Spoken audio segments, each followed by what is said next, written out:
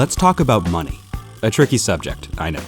There's want more, need more, too little, too much, have and have not.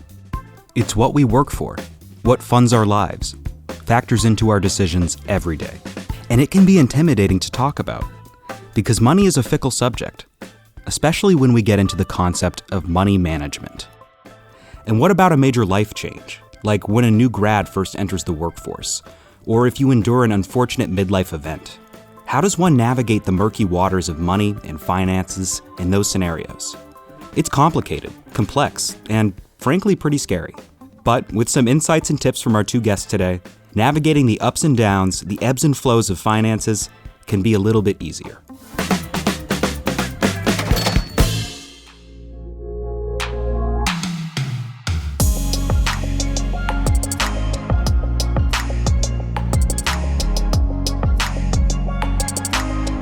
I'm Jacob Carosa, and you're listening to Now at Ohio State. We talk with researchers, innovators, and bold thinkers who look at our world, see what the real challenges are, and create the solutions that people need now. Let's start by talking big purchases, maybe even the biggest purchase many of us will make. Let's talk about home ownership. Do you own a home? Are you looking to buy a home, refinance, leverage your home equity? Or have you been looking to buy a home but given up due to the current market? Whichever lane you might be in, Ohio State's Stephanie Moulton has some helpful information for you. Stephanie is a professor and associate dean for faculty and research at the John Glenn College of Public Affairs, and she specializes in housing and consumer finance with expertise in mortgages and access to home ownership. She sits down with our Ross Bischoff to discuss the ins and outs of home ownership, what the long-term impact can be for you and future generations, and some of the many resources out there that help first-time home buyers make that leap. Stephanie, thank you so much for being here today. Thanks so much for having me. I always love talking to you because I always walk away so much more educated on housing and financing and everything that goes into it. So I'm looking forward to this. Tell us what you do here at Ohio State. My name is Stephanie Moulton. I am a professor at the John Glenn College of Public Affairs at The Ohio State University. And I'm also our associate dean for faculty and research there. And so a lot of the work that I've done lately and even from the beginning focuses on homeowners and how people that want to be homeowners or people that are homeowners interact with credit markets. So typically thinking about mortgages across their life cycle journey from an individual that's buying their first home to somebody that might be weathering a job loss or a health shock as a homeowner, to even older adults as they're thinking about how they want to use home equity in retirement and kind of pass on the housing wealth potentially to their kids. For decades, home ownership went hand in hand with the American dream, right? It seems like that American dream, home ownership is sort of out of reach, or maybe it's become too difficult. Am I wrong on that? What are your thoughts on that? About 65% of the population in the United States are homeowners. We've gone down just a baby bit in the past few years, but it's really hovered right around there. Never gone much above 70% even at our peak, and then has come back down to around 65%. If you are currently a homeowner, you're actually experiencing unprecedented rises in your home equity because house prices are going up. You might have locked in these really low interest rates a couple of years ago. You might be doing really well. But for somebody that's trying to get into this market for the first time, or maybe had exited homeownership and wants to get back in, or maybe is a current homeowner and wants to move somewhere, it's really hard right now for a couple of reasons. One, we just have really low supply, really low inventory. And that's in part because of this kind of lack of new construction and housing starts that we've had at these affordable price levels. That's what's one factor. And another factor that's just sort of compounded it, made it like the tsunami, is the low interest rates that we had in 2021 and 2022. Something like 60% of homeowners refinanced or purchased a home during that period. So they locked in these interest rates of 3%. And now we call this lock-in effect, where people don't want to sell and move because they don't want to realize realize these higher rates that exist today. I mean, at the lowest, we might get down to 6% in 2025, but we're probably not going to go much below that. So, a lot of these folks have 3% interest rate on their mortgages, and that keeps the supply really kind of gummed up. And so people trying to enter the market have a hard time finding homes that are for sale at their price points. And then combined with, depending on where you live, other costs of owning a home have gone up too. And you could think about if you lived on a coast, oh my gosh, like homeowners insurance, flood insurance, those things are definitely going up, but it's rippling across the whole country. It is not just on coastal areas. It's actually here in Ohio too, that homeowners insurance costs are also something that's creating a challenge. And then as property values rise, property taxes go up too. So all of these things make the owning of a home feel like more of a challenge or more of an obstacle that's difficult to get into and then to kind of maintain. When were the worst interest rates? Worst interest rates. So in the 1970s, I mean, we got up to almost 20%. Wow. Yeah. So we're nowhere near that right now. Wow. One of the ways Americans have traditionally built wealth is through home ownership. Is that still a thing? Is that changed? What are your thoughts on that? So I've been studying home ownership since 2004, 2005. And so I was studying it during the boom and the bust of the last period. And there was this move, this rash to say, we've pushed home ownership too far. We really need to not make this the American dream anymore. There's for a lot of people for whom home ownership just shouldn't be. There is a should, this ought. I get the fact that we might overstress it in our country or we might overemphasize it as part of an American dream. On the other hand, and I think this is what you and I have talked about, it is the primary way that people build wealth in our country, for better and for worse. We could argue that, really people should have more diversified investments. They shouldn't all be in their home. But it actually, for most people in the U.S., by the time they're over the age of 65, the primary source of wealth for the average person is going to come from their home. And in fact, this is even truer among lower income individuals. So if we look by income quintile, the lowest income quintile, it's like 70% of their wealth, if they're homeowners, comes from the equity in their home. I just saw this recently. In 2023, homeowners had 40 times more wealth than renters. Wow. So the median renter has about $10,000, according to the Survey of Consumer Finance in 2023. Median renter in the United States has about $10,000 in net wealth and assets. Median homeowner in that same 2023 year, close to $400,000. And now that doesn't mean that if these renters were just magically dropped into homeownership, they would suddenly have the same amount of wealth. Some of that wealth is housing wealth. Some of it is other types of investments. And we do find that renters are also less likely to hold other types of investments than homeowners. For the reasons we've talked about, there's a lot of barriers to getting into homeownership. It requires some sort of money for a down payment. It requires that you have good credit. It requires that you can afford the monthly payment based on your income. So you have to have stable income and you have to have enough income and not too much other debt to be able to afford that payment. So there's a lot of barriers that make the population of people who are renters and the population of people who are homeowners different. There's a lot of selection factors into who becomes homeowners that also correlates with wealth. But putting that aside, it is the number one source of wealth for even among low-income homeowners. That is their primary source of wealth. You probably know this, but people who are Black in our country have 1/10 the wealth of people who are white. Some of that is driven by this persistent 30 percentage point gap in the home ownership rate between Black and white households in our country that has persisted for over 30 years. So it's like this 30% gap over 30 years hasn't budged. And that gap in home ownership rate contributes to this huge gap in wealth that we see between Black and white households in our country. And you can trace that back to all sorts of historic redlining and discriminatory practices that were happening. Lack of access to home ownership or lack of affordable channels by which people can access home ownership can exacerbate these kind of big wealth gaps that we see in our country. The wealth inequality that we see gets compounded when we don't provide affordable on-ramps for home ownership for people of all different types. So if I do want to buy a home and I'm a first-time home buyer, what kind of advice would you give me?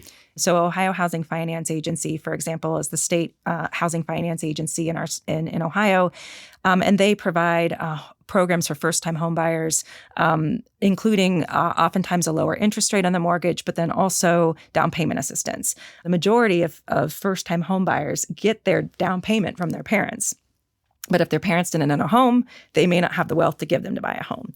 So down payment assistance programs like what OFA provides can help make up for some of those intergenerational kind of inequities that we might have, where you may need a little bit saved, but not as much saved as you would have to have if you were to try to do it without assistance. They also have a Grants for Grads program, which is for individuals that have graduated from an Ohio college or university in the last 5 years. And then they also have a Heroes program, which is for firefighters and teachers, nurses, that they can access some of these funds at a lower interest rate and then get some of that down payment assistance. Another resource, there are nonprofit organizations that provide free education and counseling for people that are thinking about homeownership. Or maybe you're not a first-time homeowner, but you've been out for a while and you want to re-enter again, maybe after a divorce. There's these homebuyer education and counseling classes can be super helpful. And you can find these nonprofit organizations that provide these through the U.S. Department of Housing and Urban Development, HUD. On their website, if you just type HUD Housing Counseling, there's lookup tools where you can look by your state and look by your area to find the nonprofit organizations in your area that provide that sort of counseling. There's a new resource through the Ohio Treasurer's Office. They have something called the Ohio Homebuyer Plus program, and it's a tax-advantaged savings account that you can use to save for a down payment. There's a deduction for family members and other people who contribute to the account. So think of it kind of like a 529 account, if you will, for saving for a down payment. So that might be also something to check out. Stephanie, thank you so much for talking with me today. It's been a pleasure. Thanks for having me.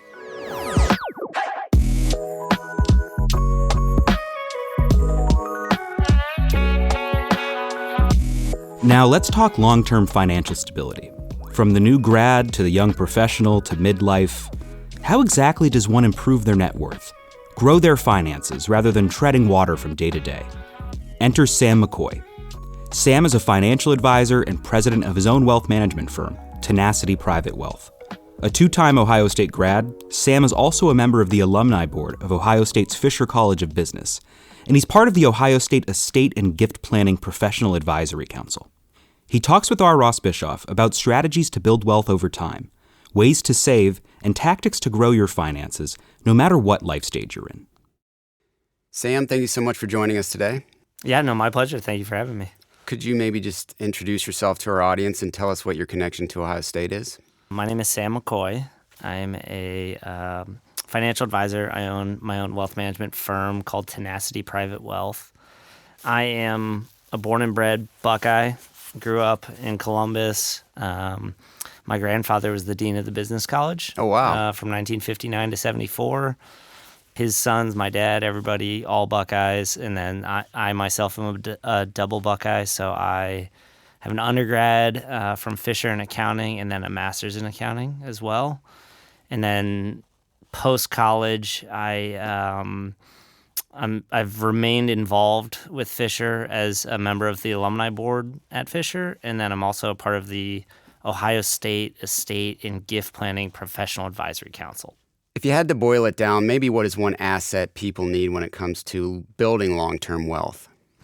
Wealth building and saving is a long-term, tenacious endeavor, right? It takes time, it takes consistency, it takes patience. You have to commit to it. And so just having the discipline to continue to do it when things are hard at some level, right? You know, everybody says, well, I don't make enough money, right? But it's all percentage based. You know, if you only made $100 a week, you could put $1 somewhere, right? Or, you know, multiply that out towards much larger numbers, do it on a percentage basis, and you're at least going to start building something. And so having that disciplined, consistent contribution somewhere is what changes everything. My daughter's graduating in May. We every graduating class comes out, and probably the first thing they're wondering is like, how am I going to manage my money? They're going from, having probably a part-time job to now having a full-time job, having to get an apartment and a car and those kind of, like, what would you, and then obviously student loans are a big piece of this. How would you maybe just set them up to maybe get through the first few years, I guess? I think the really important thing there, and this is true for everybody, is to live below your means, right? As a college student, you're used to living on nothing. right? $5,000 a year, $10,000 a year, low amounts, right? And you're going to come out and get a job and make substantially more than that, likely. It's easy to get caught up in the keeping up with the Joneses, for lack of a better word, where you want to buy that cool car. You want to live in that cool apartment. Your clothes get better. Your food gets better, right? It's easy to move up the scale of life when you get more income. Once you're doing that, it's hard to back it off, okay? And so, like, if you're coming from college and you're used to living on nothing, certainly scale it up a little bit, but, like, don't go to the nth level of spending every dollar of your income, right? Like, you have to live below your means, and you have to get used to saving money. So if you go from, you were living on $5,000, $10,000 a year and you make 50 grand in your first year, live on, 25, 30 of it, right? And say, taxes are going to take out 10% of that, or, 15% depending on your income level, but, save the other 10%, right? Start putting it away to slowly increase your quality of life over time, because you don't want to spend every dollar you earn. That would be the big problem. So now that we have them living below their means, what should they do with that extra savings? I think there's a hierarchy of savings that I would go through. Somebody that's starting new, and right, like, I think this would apply to new graduates, somebody further along, anybody in a phase of life where they are starting fresh, right? All of these tenets would apply. The first things first is, like, you need to build an emergency savings account. If you're single, building that on your own, they say that you need 6 months of operating expenses available to you, because if you lost your job, you had a major expense, whatever it might be, you don't want to have to go do things like, pull money out of your 401k or whatever to pay for things. You want to have that cash available. So if you're single, 6 months of monthly expenses is the recommendation. If you're in a 2-income household, so you're married and you both have stable jobs, you can bring that down to a 3-month savings account and then invest the rest after that. But, right, step one, get the emergency savings, all right? After that, then you got to start going through where can I get free money, right? It sounds dumb, but if you think about a 401k at your employer, if your employer offers a 401k, first and foremost, most of them offer a match for your contribution. So if you put in 4% of your paycheck into your 401k, the company will give you 4%, right? That's free money to you that wasn't a part of your salary or agreement or anything like that, and you want to take advantage of that. So you at least want to know what it is that your employer matches and how you can get all of that from them. And every employer is going to be different, but you got to read your individual plan. And then if you have capacity after that, there's a lot of different options, right? That's where it starts to get interesting, is like, so guarantee your emergency savings, get your free money from the 401k, and then there's a whole bunch of levers you can pull. You can either do that pre-tax, meaning your contributions go in before taxes and all of your money grows before taxes. So then in the future, when you pull the money out, you have to pay ordinary income. It saves you money today, but can be maybe more costly in the future. Versus Roth, where you pay the taxes on the contribution today, but every dollar you earn in that Roth account grows tax-free for the rest of your life. If you're young, highly recommend that option, because paying that tax today is way less costly than the tax-free growth on the earnings for the rest of your life. What advice would you give when it comes to either paying back student loans or preventing using credit cards? I mean, I don't know how else to say that, but like credit cards are always a fear, right? Yeah. Student loans, they're hard, right? Because interest rates can vary, right? So you need to understand the different loans you have and what the different interest rates are, and pay the highest interest rate one first, right? And work them down. But again, that's a discipline thing, right? Set up a a monthly contribution to them that you're comfortable with, that's probably just a little bit higher than the minimum required. Obviously, it's going to depend also, too, if your loans will be forgiven, right? If you're in the healthcare industry, if you're a nurse or something like that, like you spend 10 years at Ohio State, or, they'll forgive those loans over time. Or if you do public service, that's something to be aware of. But that's a long-term thought that you need to be conscious of. Because what you don't want is you don't make payments on those and they build and grow, and then it's too much to get out from under. So again, being disciplined, being consistent, setting up automatic payments to those things so it never touches your checking account, and just having a plan to getting that done is the way that those get paid. And credit cards are a dangerous thing. Like I'll tell a story about myself, right? Like I do this for a living. I'm a CPA, I'm a CFP. I talk about money all day, every day, but I had never paid credit card interest in my life. And so candidly, I didn't fully understand it, right? And I remember I was getting paid on like a Wednesday, but my credit card bill was due on a Tuesday. And I could have moved the money like from account A to B to pay it off, but I was like, it's one day of interest, who cares? I was wrong, completely wrong. What I found out is that when you don't pay your credit card bill the day it's due fully, the clock then goes back to the first day that you started spending on that bill for the entire balance the whole way through. So, you spend on a credit card for a month, and then you probably don't pay that for another 2 or 3 weeks. So now you just incurred 6 weeks of interest. And meanwhile, after that month ended, you started accruing expenses for the next month. So now you're sort of at like a 2-month total expense. If you want to turn that interest off, you owe the entire balance to zero. It's not just pay that whole month off, it's pay the entire credit card to zero. Otherwise, the interest will be on and accruing. So what I thought would cost me $5 cost me like $600. Like for one day. But it was a lesson learned, right? I now know better how it works and how not to do that.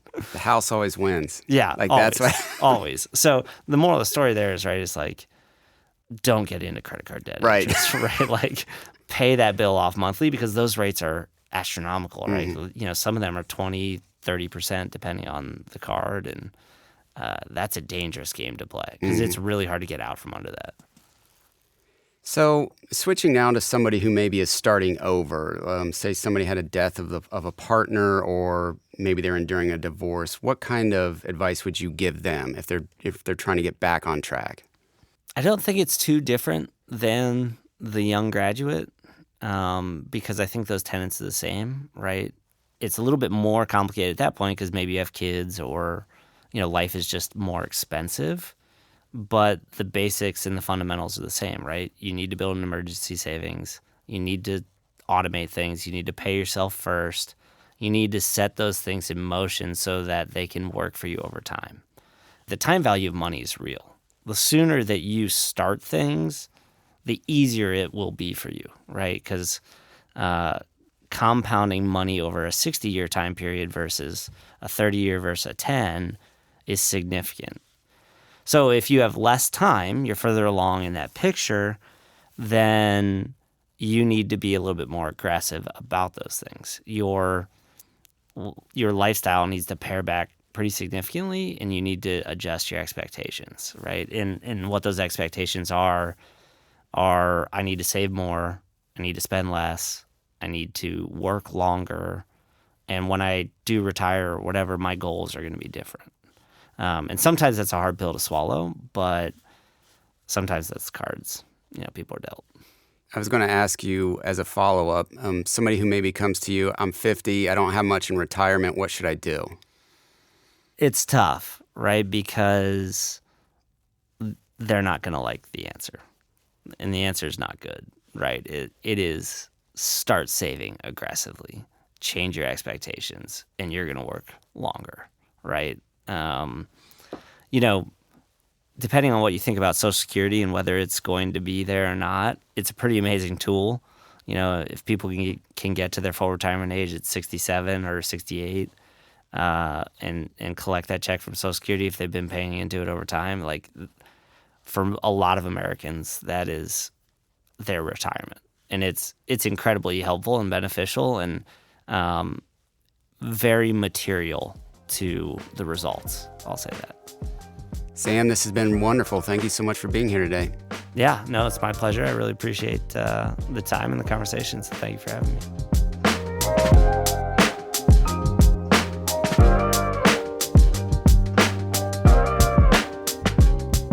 Even after study and practice, money is still a complicated thing. Seeking help, seeking guidance is a big part of understanding how money works. And with practice, patience, and a little know-how, you can begin to master your finances. Grow your accounts, invest in your future, and your family's future. And even though our bank accounts might not be fuller after finishing this episode, at least we're all richer in knowledge. And that's priceless.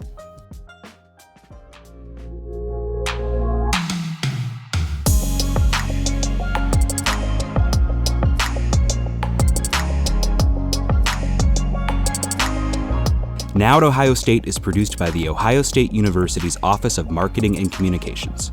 For more information, visit us at go.osu.edu/now. I'm your host, Jacob Carosa. Thanks for listening.